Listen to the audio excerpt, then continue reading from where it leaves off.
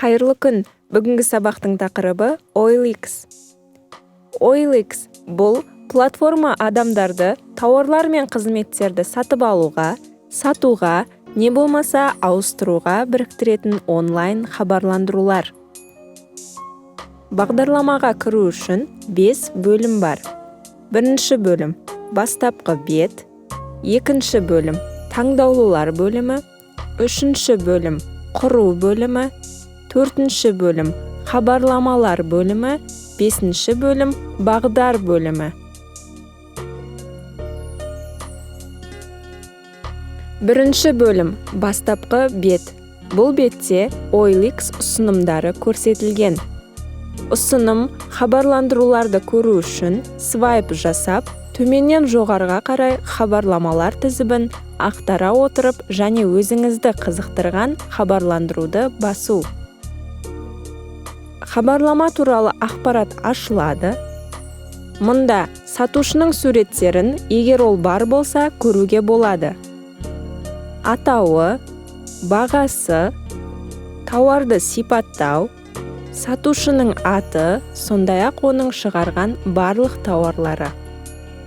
Сатушының көрсетілген ауданы, ұқсас хабарландырулар, бұл OLX ұсынымдары, қоңырау шалу, хабарламалар.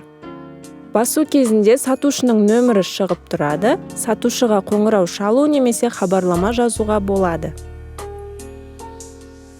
Хабарлама OLX бағдарламасы ішінде хабарлама жіберу. Хабарландыруда мынандай X белгісі тұрады. Оған басу кезінде хабарландыру таңдаулылар бөліміне өтеді. Бұл батырманы басу кезінде әлеуметтік желіде хабарландыруларды бөлісуге болады. Бұл артқа батырмасы. Екінші бөлім – таңдаулылар бөлімі.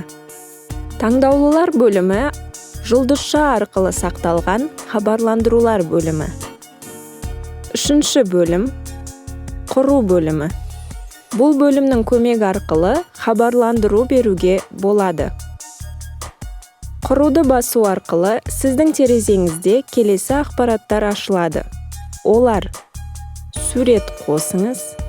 Мұнда сіздің хабарландыруыңызға баса отырып сурет таңдау және оң жақ жоғарғы бұрыштағы дайын таңдауын растау. Хабарландырудың тақырыбы. Хабарландырудың атауын көрсетіңіз. Санат. Баса отырып, сіздің хабарландыруыңыз қандай санатқа келетінін таңдаңыз. Сипаттау. Тауарыңызды сипаттаңыз. Сатып алушылар сіздің тауарыңызды көру үшін тұрған орны көрсетіледі. Байланыс тұлға. Бұл бағанда сатып алушы байланысу үшін атыңызды көрсетесіз. Сатып алушы сізбен байланысу үшін бағанға электрондық почта немесе телефон нөмірін көрсетіп қоямыз. Содан соң барлық пункттер толтырылған соң жариялауды басамыз. Төртінші – хабарламалар бөлімі. Бұл бөлімде чаттар шығып тұрады. Бесінші бөлім – бағдар бөлімі. Бағдар бөлімі OLX сіздің бағдарыңыз туралы ақпарат тұрады. Комментарий жазып, каналға тіркелуді ұмытпаңыздар. Келесі сабақта көріскенше.